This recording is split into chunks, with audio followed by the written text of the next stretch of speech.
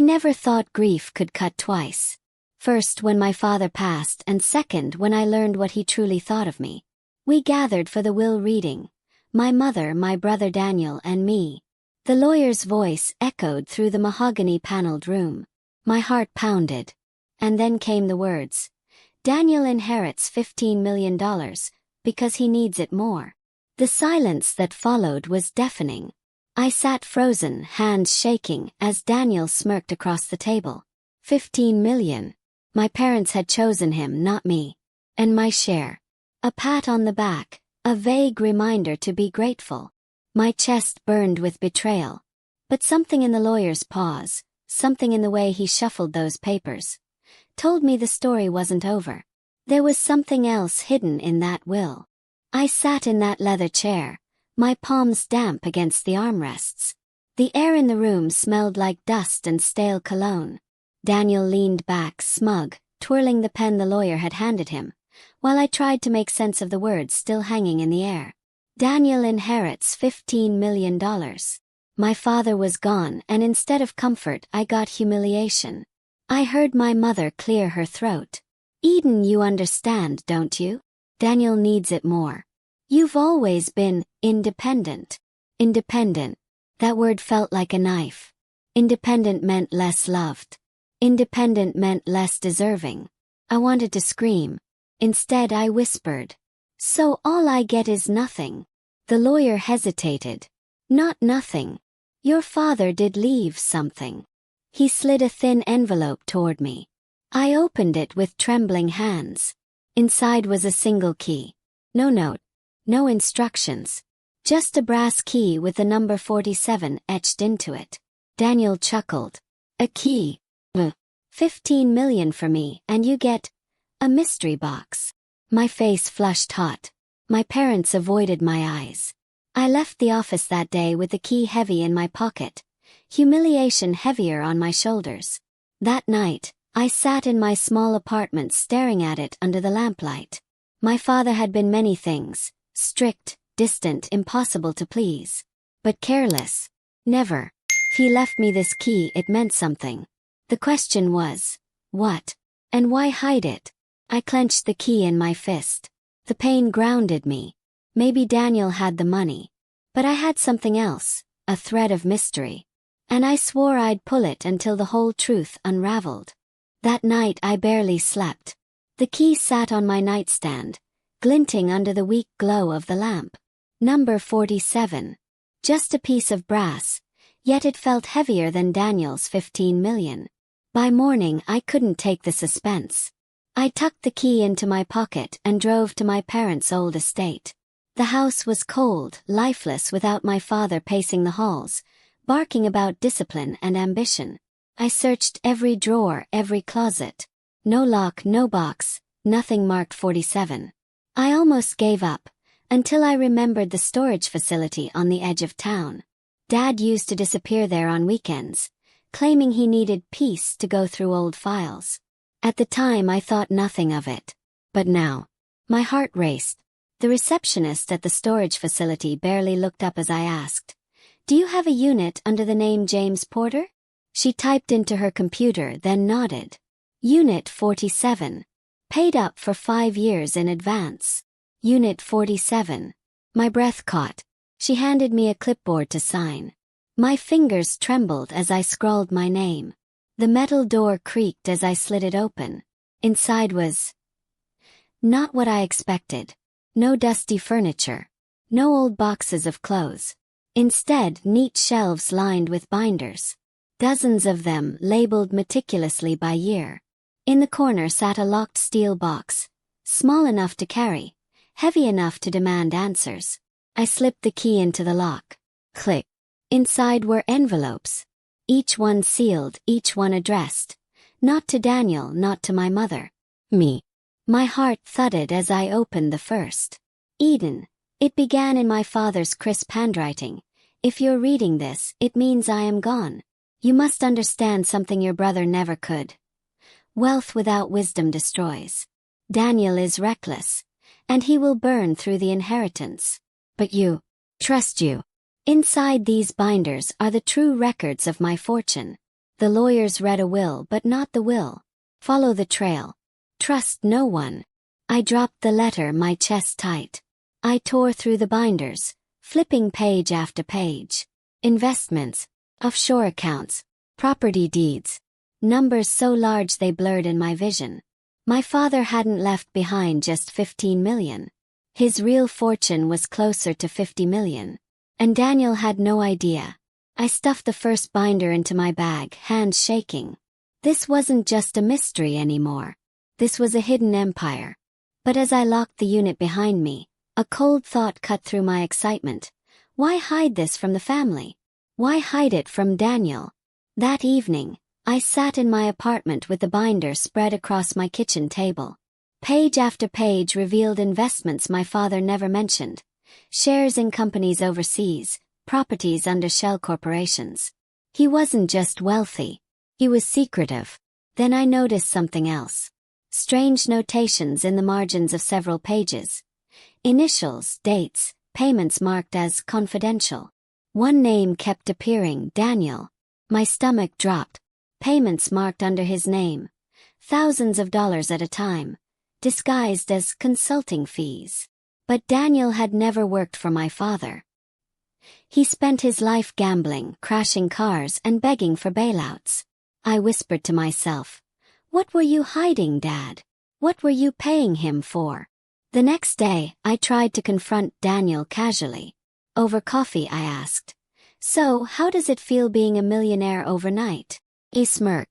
About time Dad recognized who really deserved it. I always knew I'd get the bigger slice. Forced a laugh. "What do you mean?" He leaned in, lowering his voice. "Let's just say Dad and I had an understanding. He knew how to keep me happy." Froze. An understanding. Did he mean those secret payments? Before I could ask more, his phone buzzed. He looked at the screen, smirked again, and left without explanation. I sat there, my coffee cold, the knot in my chest tightening. That night, I opened another letter from the steel box. "Eden," it read. "Your brother will think the money makes him powerful. But power without control is a curse. Watch him closely. He will expose himself. And when he does, you must decide. Protect him or protect the family's legacy." My father hadn't just left me money. He had left me responsibility. I stared at the letter until my vision blurred. Daniel didn't just inherit 15 million. He inherited the chance to destroy everything. And it was up to me to stop him. I thought I had seen enough betrayal for a lifetime. But the truth was only beginning to bleed through the cracks. The morning after I read my father's letter, I followed Daniel. He had grown careless since inheriting the 15 million. Flashy cars, dinners at the most expensive restaurants, photos on social media with his arm around strangers. His arrogance was a trail of breadcrumbs. That day, he met someone in a dark corner of a downtown bar. I stayed across the street, peering through the window. The man he shook hands with wasn't a friend. He was a loan shark I recognized from town. Victor Delgado. A man people whispered about, the kind who made money disappear or people disappear with it. My stomach twisted. Daniel laughed too loudly, pushed an envelope across the table. Victor counted the money, nodded. Then Daniel leaned closer, his face hard, whispering something I couldn't hear. What understanding had he had with my father? Why was he paying Victor now? That night, I opened another binder from the storage unit. This one wasn't about investments. It was about debts. My father had tracked every dollar Daniel borrowed. Gambling losses, casino markers, hush payments to dangerous people. The pages told a story of a man living far beyond his means, drowning while my parents kept bailing him out. I whispered into the empty room. They gave him 15 million to save him, to cover this mess. And then I saw it, a folder tucked in the back of the binder, labeled confidential. Inside was a police report. My breath caught. It was from 3 years ago. Daniel's car had been involved in a hit and run. The victim survived with severe injuries. The report said, charges dismissed due to lack of evidence. But stapled behind it was a receipt. A massive donation from my father to a city official's foundation. My hand shook so badly the paper nearly slipped. My parents didn't just favor Daniel. They protected him. They bought his freedom. The rage boiled hot in my chest. I thought back to the will reading my mother's words. He needs it more. Well, he didn't need it more. It cost them more. He was a sinkhole swallowing money, morals, and now justice. I couldn't breathe. I stumbled to the bathroom sink, splashing cold water on my face.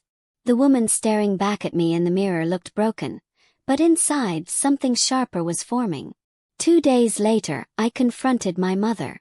I found her in the sunroom of her house, sipping tea like nothing had changed. "You lied to me," I said, my voice trembling. She raised an eyebrow. "About what, Eden?" I dropped the binder on the table. Pages spilled out. Debts, payments, the police report. About this. About Daniel. About Dad covering for him. All these years, you protected him while letting me believe I was less. Why? Her hand froze around her teacup. For the first time I saw her mask slip. "You wouldn't understand. Make me understand." Her voice turned cold, brittle as glass. "Because Daniel can't survive on his own. He's weak, Eden. And your father. He couldn't bear the thought of his son falling apart. You were strong. You didn't need us." I laughed bitterly. "Strong? You mean disposable?" Her silence was an answer. I grabbed the binder and stormed out, tears stinging my eyes. But beneath the heartbreak, determination pulsed. That night, as I sat at my kitchen table with the documents spread around me, my phone buzzed. A message from an unknown number. "Stop digging, Eden. Or you'll regret it." My blood ran cold. Only one person would send that. Daniel. I looked at the binders, the letters, the evidence of my family's lies. They wanted me blind, quiet, obedient. But the key my father left me hadn't just opened a lock. It had opened the truth. And now I couldn't stop, even if it meant burning everything down. The threat on my phone should have scared me into silence. But instead it steeled me. My father hadn't trusted Daniel. He hadn't trusted my mother. He trusted me. That key, those binders, they weren't just inheritance. They were a mission. I wasn't going to waste it. The first thing I did was make copies.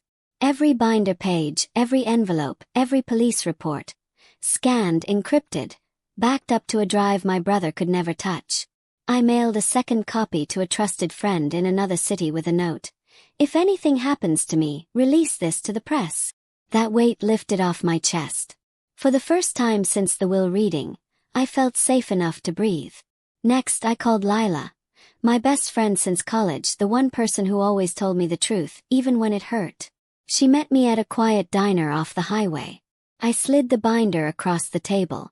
She skimmed through it, her eyes widening with every page. "Eden, this is dynamite. Daniel could go to prison. Your parents, too, for covering it up." "I know," I whispered. "But if I go public now, they'll bury me. Daniel has money, lawyers, contacts. I need to be smarter." Lila leaned in, her voice firm. "Then play his game. He thinks he's untouchable because he has money. You have something stronger, proof." Her words ignited something inside me. For the first time, I didn't feel like a victim. I felt like I had leverage. I tested that leverage sooner than I expected. Daniel called me the next day. His tone dripping with mockery. "Little sister, I hear you've been snooping. Dad always said curiosity killed the cat." I let the silence stretch before answering. "Careful, Daniel. Because sometimes curiosity kills empires." He laughed, but there was an edge to it. "You wouldn't dare." I smiled to myself. "Try me." From that moment I moved differently. I stopped reacting and started planning. I began tracking Daniel's moves. The casinos, the secret meetings with Victor Delgado. I snapped photos, logged dates, built a timeline of recklessness. Each piece made my case stronger. At the same time, I reached out to an ally I never thought I'd trust. My father's old lawyer, Mr. Henson. When I first walked into his office, he looked uncomfortable. "Eden, you know I can't." I cut him off by sliding the forged contracts and the hit-and-run report across his desk. "You can. Because if I go public, your name will be dragged into this mess. Or you can help me clean it up." His face paled. He poured himself a glass of water, his hands shaking. Finally he nodded. "What do you need?" "A plan. Something legal. Something that doesn't just protect me, but forces Daniel into the light." Over the next week, Henson became my quiet ally. He explained how to freeze accounts, how to initiate an inquiry without tipping Daniel off, how to leverage the documents my father left. Every night I grew stronger. My fear turned to focus. My heartbreak turned to strategy. One evening, as I sat at the kitchen table surrounded by papers, I remembered my father's words in that letter. "Daniel will expose himself. Watch closely." And just like clockwork he did. Daniel hosted a lavish party downtown to celebrate his success. I went, dressed in black, blending into the background. Cameras flashed as he showed off his new sports car, his diamond watch, his champagne tower. But what caught my eye was Victor Delgado slipping into the backroom with him, followed at a distance. Through a cracked door I heard Daniel's voice. "Don't worry, Victor. Once the next loan clears, I'll cover the interest. I've got 15 million. Eden doesn't have a clue." My heart hammered. He wasn't just reckless. He was drowning, and he was gambling with inheritance money that should have saved him. I recorded every word. When I left the party, the night air felt electric. For the first time, I wasn't weighed down by betrayal. I was carrying weapons. Lila called me as I drove home. "So, did you find anything?" I laughed softly for the first time in weeks. "Oh, I found everything." The next morning I sat in my apartment, looking at the stack of evidence. My father had trusted me to protect his legacy. And now, with Lila, with Henson, with every file and recording, I finally had the power to do it. Daniel thought I was weak. My mother thought I was disposable. But soon the world would know the truth. The timing had to be perfect. If I moved too soon, Daniel would wriggle free with his lawyers. If I moved too late, he'd burn through the 15 million and bury my father's legacy in debt. So I chose the anniversary dinner. Every year, my mother hosted a lavish gathering in my father's honor. Family, business partners, neighbors, everyone who mattered came. This year would be no different. Except this time, the story wouldn't end with champagne and polite speeches. It would end with the truth. The night of the dinner, I walked into the estate with my head high. The house was buzzing with laughter, clinking glasses, music floating from the grand piano in the corner. Daniel basked in the spotlight, boasting about his investments. My mother smiled proudly beside him, as though the binders of his debts didn't exist. I slipped into a chair at the far end of the table, my bag resting by my side. Inside was my weapon, the flash drive. On it, every file, every recording, every receipt. Dinner began, voices rising with wine. Daniel tapped his glass for silence, grinning. "Tonight," he announced, "I want to honor our father by continuing his vision. With his generous gift, I've positioned myself as the head of this family's financial future." Applause echoed. My stomach turned. I stood slowly, every eye swiveling toward me. "Funny," I said, my voice calm, "because Dad left me something too. Not money.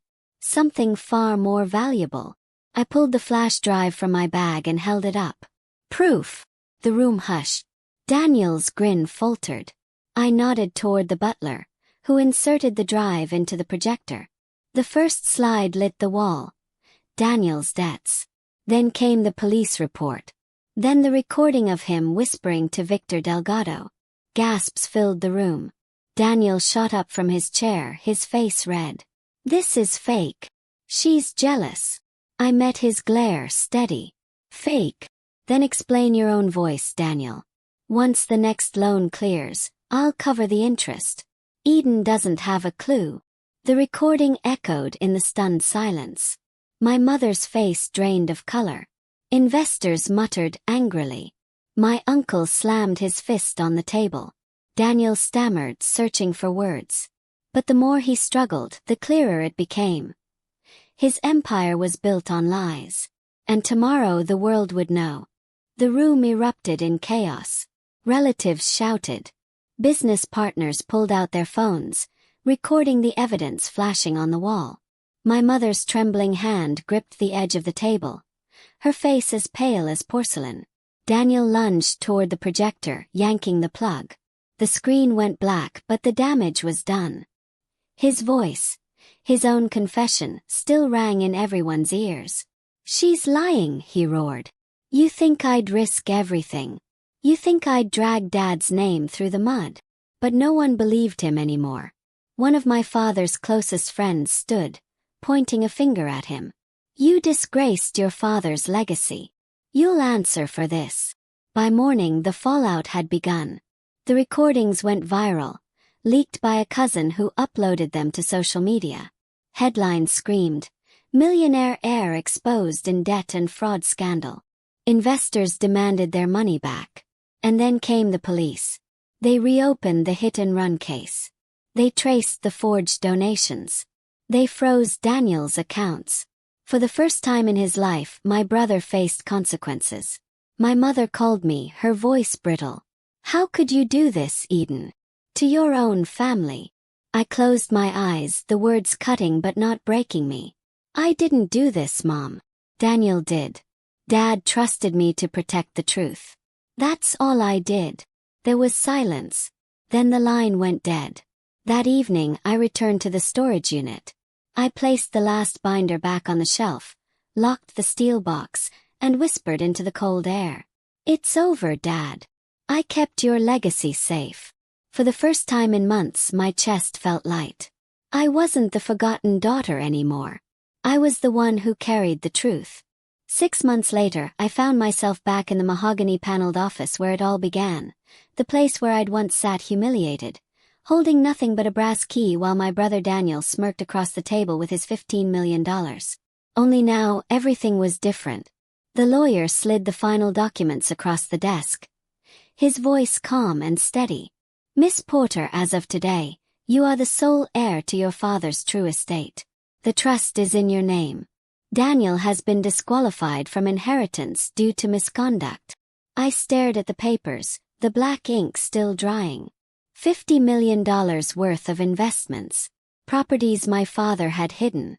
A fortune that wasn't just wealth, it was a legacy. My fingers trembled as I signed, not with fear, but with release. Daniel wasn't there to gloat anymore. He was in court, drowning in lawsuits and criminal charges.